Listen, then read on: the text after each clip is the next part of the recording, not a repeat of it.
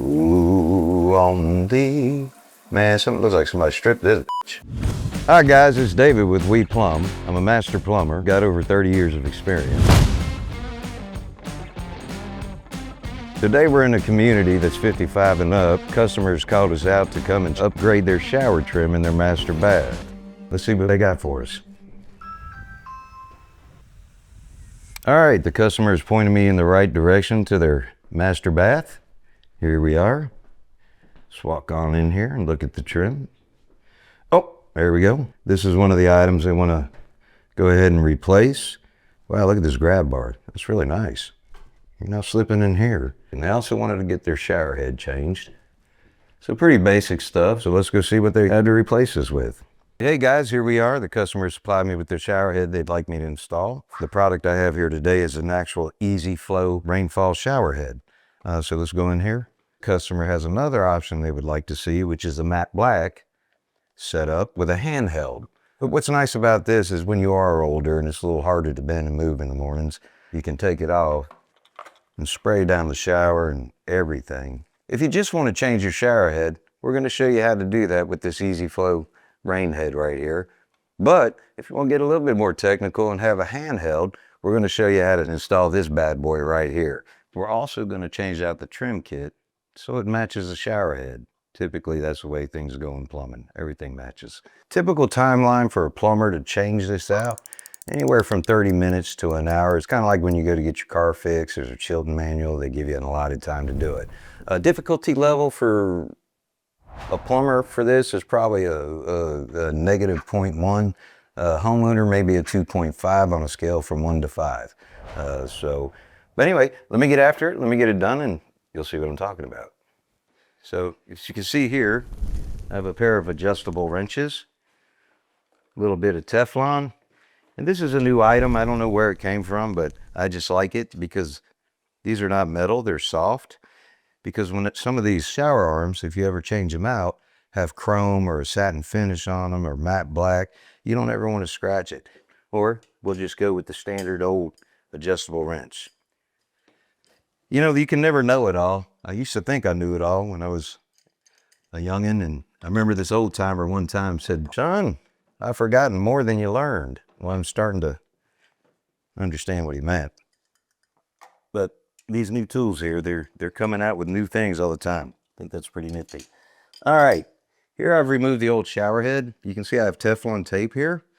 So what you want to do is go ahead and remove the old Teflon as best as you can. Sometimes I sing to the pipes and hum to them because it tends to make it a little easier. People call me the singing plumber. I don't know why. You ever feel like you're going the wrong way in the right direction? All right, there we go. Teflon tape. Very crucial, very important whenever using Teflon tape that you apply it correctly. You can see how I have it in my hands. We're going to put it on, hold it here, finger here. And what we're going to do very slowly while putting tension, we're going to wrap around. Typically, I'll do 5 or 6 or 7 wraps. 1, just depending on the application. Yeah, I think we'll just go with 5. So what you want to do in a righty-tighty motion, clockwise, that's standard here in the States, go ahead and line it up. And when you're screwing this on, just be gentle about it. You don't have to force it. If you find when you start turning it, you can't turn it, it's possible that you might be cross-threading it. Look at that, just one little finger. There you go, it's not cross-threaded. All right, so go ahead and tighten that by hand as much as you can. And there we go. And then I'm gonna go ahead and take this pair of adjustables here, and I'll use this shower head for an example. You can see there's a flat spot here and a flat spot here, obviously rounded here. Well, you'll see how it nicely just fits in there perfectly. Remember now, you don't have to Superman this. It's not like tightening the lugs on your tire in your car. It's not gonna fall off. All right, that's a little bit. It's a little snug. You know what? I want to try these new ones here. Let's see how these work. All right. Now we're going to test it. So let's turn the water on.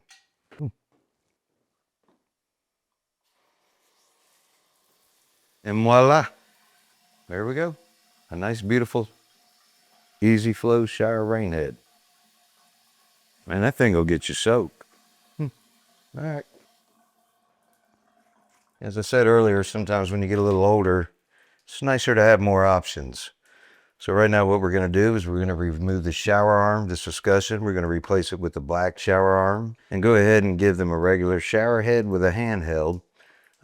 It just makes life a little easier when you can't bend like you used to. There's different ways to remove this. I found that this doesn't appear to be strong enough. You can slide the discussion out if it's not caught too close to the wall. This one's not, because it's deep enough that you can get a pair of little mini channel locks behind here and grab this. But you know what? Since we have this, we're going to do it this way. Remember, always be careful. Lefty-loosey, righty-tighty. I'm going to put a backup. I'm going to put my hand behind here while I apply pressure and push away counterclockwise. And just like that, there we go. So whoever installed this originally, they were a cool cat because they didn't over-tighten it. That came out really smooth. And there you go. Here we are with our new shower arm, our matte black. You notice one side's longer than the other. So you have two options depending on which way you want to go. Also, how far is the actual drop-eared 90 in the wall far back? So I put it like this, I'm not going to have enough room for my escutcheons by the time I tighten it. So we're going to go ahead and take the long ways, which is really the standard way, and go ahead and put it on there. So here we have our Teflon again. We're going to take it, put some tension on it, come here to the top, and we're going to wrap. You don't have to go too much on these. That's going to do it. Take your fingers, squeeze it in there, get a little groove on it. And sometimes what I like to do also, just for this part here, so there's no binding, I just like to put a little Teflon base pipe dope on there. Normally I should have put this on first, but you know, nobody's perfect. All right, here we go. Spin gently until you feel it go in. And there it is. Now what I'm going to do, push that back to the wall. I'm going to go ahead and hand tighten it until I cannot hand tighten it anymore. There's this one time I was called out to a customer's house and they were trying to attempt this themselves. And he Supermaned it and he snapped it off in the wall. So the threads had to go in the wall and I had to cut a groove in it and I had to peel them out. Oh, another way to install these shower arms is actually they make the perfect tool for it, which I don't have with me today. It's called a strap wrench. And the strap wrenches will definitely not ever mark this up or nick it or ruin the finish or anything. What I'm doing is kind of like a trick of the trade. You know, I stick a screwdriver or something soft on the inside. But when you do this way, you have to be careful as not to warp the threads over here. So when I say you don't want to Superman it, you really don't want to Superman it. So I'm going to put pressure behind here while I'm turning this around.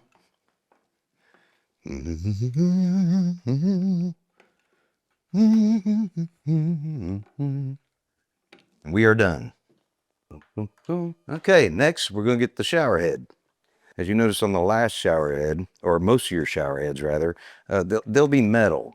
You can tighten those down and be okay and not worry about it splitting. But this here is plastic. And when you go to tighten this to your shower arm, you do not want to use Teflon. Teflon acts as a spacer, and even if you over tighten it, it doesn't split now, it might put stress on it and cause a stress crack later. As you can see on the inside here, there's a rubber gasket that's around your water saver. This is your water saving device here in the center. And so, yeah, this is a Teflon-free, pipe dope-free shower head. You can just go ahead and thread it on there because of the rubber gasket. And remember, you don't have to Superman this. You can just very gently snug it, turn the water on, make sure it's not leaking, and there you go. Have a nice day. Also, along with this in the centerpiece, the water saver. I don't know if it's really a law or not a law. I can't remember. But I do know that when I've installed these and left the water saving device in, I find probably about a week or two later that I'm going back and having to remove the water saving device anyway. But in this one here, this seems to be pretty nice. Anyway, let's go put this on.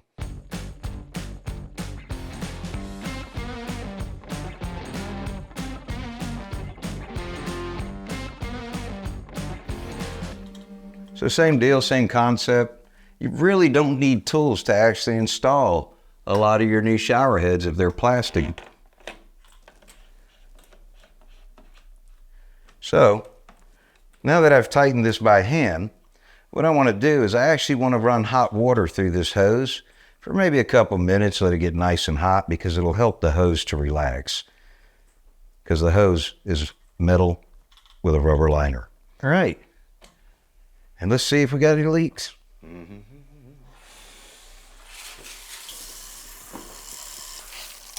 Let's put that regular, and I guess this is our button option on this one. And there you go, just your regular shower head. So again, like I said, I kind of like to let this hang down and let that hose relax with the hot water running through it. Oh, I'm sorry, brother. I got some extra clothes for you. And there you go. Customer's new handheld and new shower head. Let's go get them and see if they like it. We'll be right back.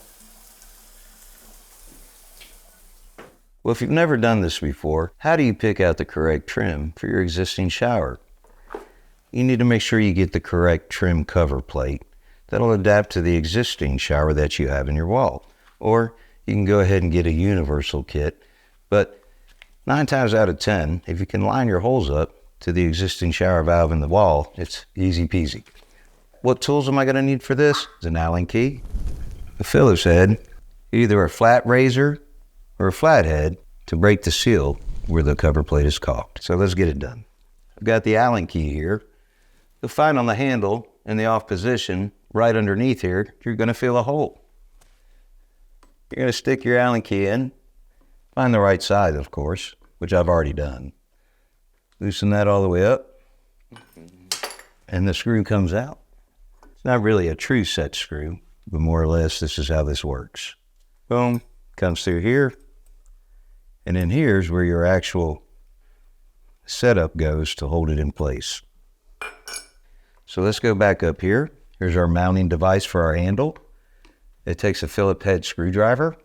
We're going to go ahead, lefty-loosey. So what I've taken off is our handle stop. This is what the handle attaches to, and you can see the ridge here. This is actually what stops the handle from spinning all the way around in the circle.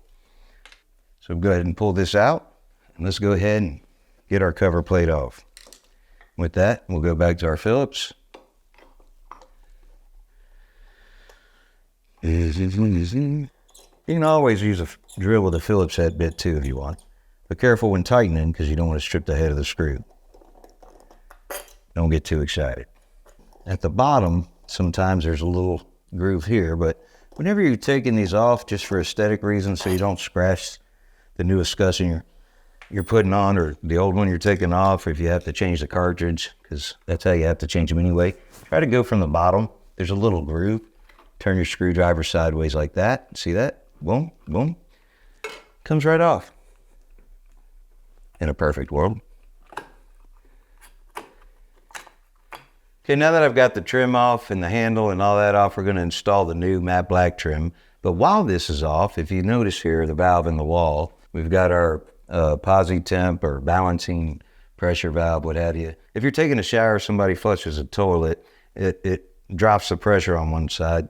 This here balances it so you don't get burned with hot water. Since we've got this all apart, this is an EZ-Flo valve. This is not the same valve that's in the wall here, but if you ever had a problem with this one, you can use this one. I like these, they're universal. What I really like about them is you can use them, 12-story building, whatever, and you can actually turn these off at the point of the valve when you need to change the cartridge.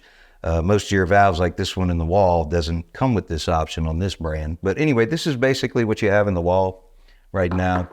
Your cold's coming up, tying in, or coming over, however they plumbed it, hot coming into this side. And probably at the top here, they've got the water line coming out and going over in the wall here in this chase and going up and coming out for your shower head. But anyway, basically that's what's in your wall there typically. I just wanted you guys to see that. So let's get this done. We're going to take our escutcheon here, slide it over, push it back. Now, this part, which is right here, this allows you to go super hot or less hot. If the handle's on, it comes around and stops it, so you can't get too hot. So basically, it adjusts your temperature for you. That's how this whole setup works. So we've got that in. So next thing I want to do is go ahead and get my cover plate. If you notice the cover plate, just follow the notch on the top. We're going to take that over. We're going to push that on. Now earlier I might have lied. I said that was the hardest part to do, the shower arm coming out of the wall. But man, let me tell you something. Trying to get this screw into there sometimes, it'll hurt your feelings. Because I don't know about you, I can't see it. And sometimes when it really, for time purposes, you go ahead and slide this out, put your thumb against it, eyeball it. Come on, Leroy. All right, that one's started. Push this back on. Tighten that down. There. Oh, I got lucky. There you go.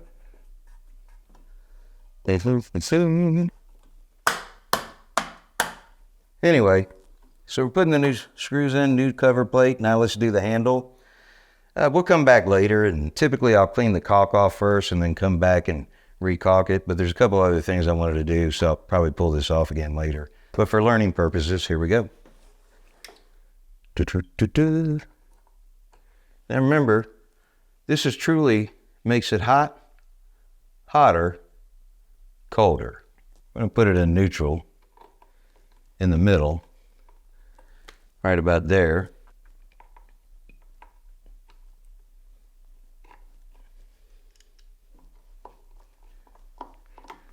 And go ahead and here's our set screw.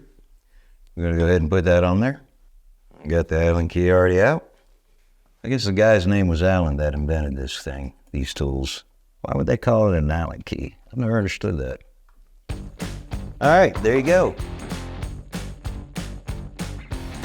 All right, here we go, guys. We got our trim on, our matte black. Everything looking good. Let's turn it on, make sure we got no leaks. Booyah. Go ahead and turn it back off.